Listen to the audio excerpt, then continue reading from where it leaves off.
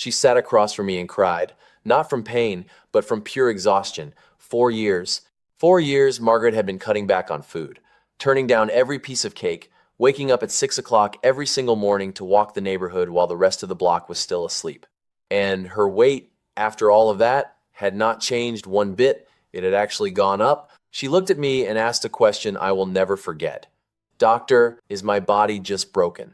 And I have to be honest with you, in over 30 years of practicing medicine, I have heard that exact question hundreds of times from hundreds of different people, all of them over 60, all of them doing exactly what they were told to do, and none of them understanding why they were still failing. So here is what I need you to stop and hear very clearly. The problem is not your willpower. It is not your meal plan, and your body is absolutely not broken. A study from Duke University found that after the age of 60, the rate at which your cells burn energy drops by about 0.7% every single year, and this is not just the usual story about losing muscle mass.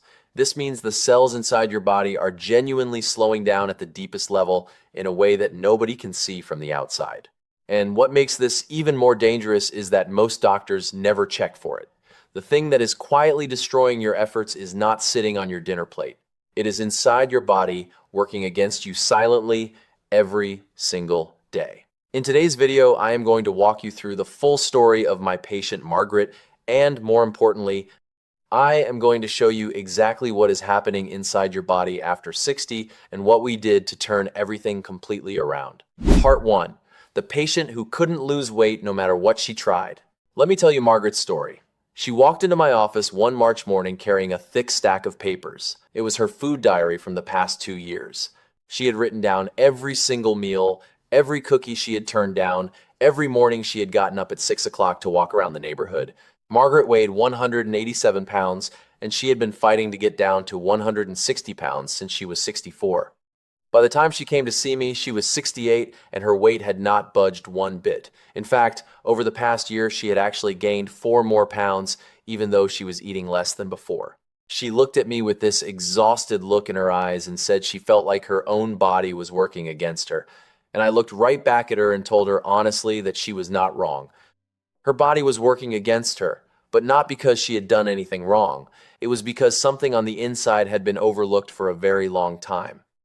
I asked her one question that no doctor had ever asked her before, and her answer changed everything. But before I get to that, let me explain something very common that people over 60 tend to do when they are trying to lose weight.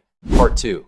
The common weight loss mistake many people over 60 make. When an older adult decides to lose weight, what is the very first thing they think of? Eat less and exercise more. Sounds about right, does it not? And honestly, when you were younger, that worked really well. You cut back a little, walked a little more, and a few weeks later, your pants started feeling loose. But after 60, that same formula just does not work the way it used to. And here is why. When you suddenly eat less, especially when you eat far too little, your body does not happily start burning fat. Instead, it does something very clever based on pure survival instinct. It slows the whole system down. Your body thinks a famine is happening, so it holds onto fat and starts burning muscle instead. And muscle is exactly what helps you burn calories. So you lose muscle, your body burns fewer calories, then you eat even less, and your body slows down even more. This is a vicious cycle that a huge number of people over 60 are stuck in without even realizing it. Margaret was stuck in it too. She had been eating around 1,200 calories a day for more than 2 years. That sounds like a little, and it really is far too little for a woman her age. Her body had gotten so used to conserving energy that it had nearly stopped burning anything extra at all. But this is not the whole story, because there is an even bigger problem hiding deeper underneath all of this. Part 3. The hidden metabolism problem most doctors don't check. This is the part I really want you to pay attention to. I asked Margaret whether she had been feeling unusually tired lately, whether her hands and feet often felt cold, whether she was sleeping well, and whether she felt stressed or anxious a lot. She nodded yes to every single one of those questions, and that is when I knew exactly what I needed to check. We all have a small gland sitting right at the front of our throat called the thyroid. This gland works like a speed controller for your entire body. When your thyroid is working well, everything runs normally. When it slows down, your body slows down with it, including how many calories you burn.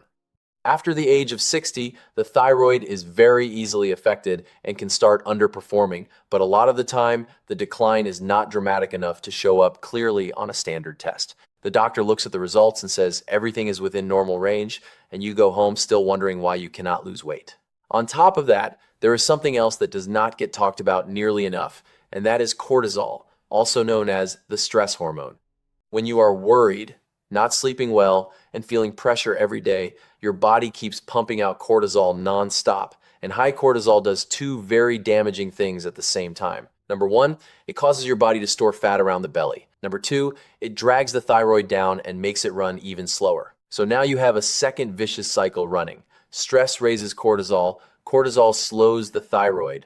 A slow thyroid means your body stops burning fat, and not being able to burn fat makes you frustrated and even more stressed.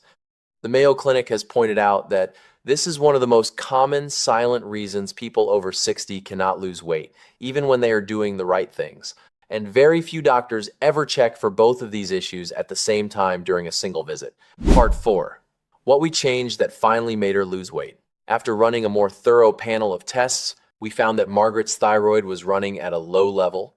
Not low enough to need medication right away, but low enough to pull her entire metabolic system down below where it needed to be. Her cortisol was also higher than ideal, and when I dug a little deeper, she told me she had been worrying constantly about her husband's health, was not sleeping well, and always felt unsettled. So we did not start by changing her diet. We started by reducing the stress load on her body first. Step number 1. I asked her to stop eating below 1,400 calories a day and to bring more protein into each meal. It sounds counterintuitive when you are trying to lose weight to actually eat more, but her body needed a clear signal that no famine was happening, so it could stop hoarding fat and start running properly again. Every meal began to include at least 25 to 30 grams of protein, whether that was eggs, fish, chicken, or beans. Protein helps preserve muscle, and keeping muscle means your body keeps burning calories even when you are just sitting and resting. Step number 2.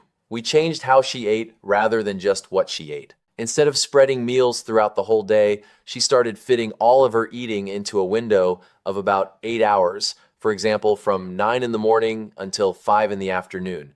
This approach is called time-restricted eating, a gentle form of intermittent fasting that works well for older adults. A study published in an NIH journal found that intermittent fasting in adults over 65 led to an average weight loss of 2.2% in just 4 weeks without any negative side effects, and importantly, without making participants feel more hungry or uncomfortable than usual. Step number 3, we addressed the cortisol problem. I did not prescribe any medication. I asked her to do something so simple it almost sounds silly, which was to sleep 7 to 8 hours every night and to spend 10 minutes every morning just sitting quietly, not looking at her phone and not watching the news, just sitting with a cup of tea and looking out the window. She also started taking a gentle 20-minute walk each evening after dinner, not to burn calories, but to help her body process blood sugar and bring cortisol down. And we added a few thyroid-supportive foods into her meals, like seafood, eggs, and a small amount of seaweed each week to bring in natural iodine. After 6 weeks, Margaret came back to my office. She had lost 6 pounds for the first time in 4 years. Part 5. How you can fix this after 60 and start losing weight again. Now, I want to be straight with you. If you are over 60, trying to lose weight, and not seeing any results, I want you to look honestly at these signs. Do you feel unusually tired even after a full night of sleep? Do you often feel cold, especially in your hands and feet? Do you feel like your brain is foggy and hard to focus? Do you sleep poorly or wake up in the middle of the night? Are you eating very little and still not losing weight? If you are nodding yes to 2 or 3 of those questions, I genuinely want you to talk to your doctor about getting a more thorough thyroid workup and also checking your cortisol levels. Do not just accept the answer that everything looks normal if you still feel like something is off.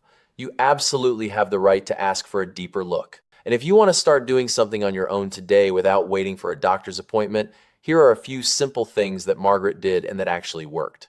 Number 1, add more protein to every meal. Each meal should have at least one solid source of protein like eggs, fish, chicken, or tofu. Number 2, try to eat within an 8 to 10 hour window each day and let your body rest the remainder of the time. No need to suffer through hunger. Just shift your meal timing a little. Number 3, treat sleep like medicine. Getting 7 to 8 hours every night is not a luxury. It is the foundation that allows the hormones in your body to work the way they are supposed to. Number 4, do not eat fewer than 1,400 calories a day. Eating too little when you are over 60 works against you. It slows your body down even further and does not help at all. Number 5, reduce stress in a specific and intentional way every single day. Even if it is just 10 minutes of sitting quietly, a short walk, or calling a good friend, your body simply cannot burn fat when it is stuck in a constant state of alarm. And finally, be patient with yourself. A body over 60 needs more time to adjust, but it is absolutely capable of changing when you truly understand what it needs and give it exactly that. Margaret's story reminds us that losing weight after 60 is not a battle of willpower or discipline. It is about understanding what your body truly needs at this stage of life. When you stop blaming yourself and start listening to the signals your body is sending you, things begin to change. You deserve to feel healthy, full of energy, and confident in your own body at any age. If this video was helpful to you, please share it with your family, your spouse, or your friends over 60 so they can avoid these same mistakes too.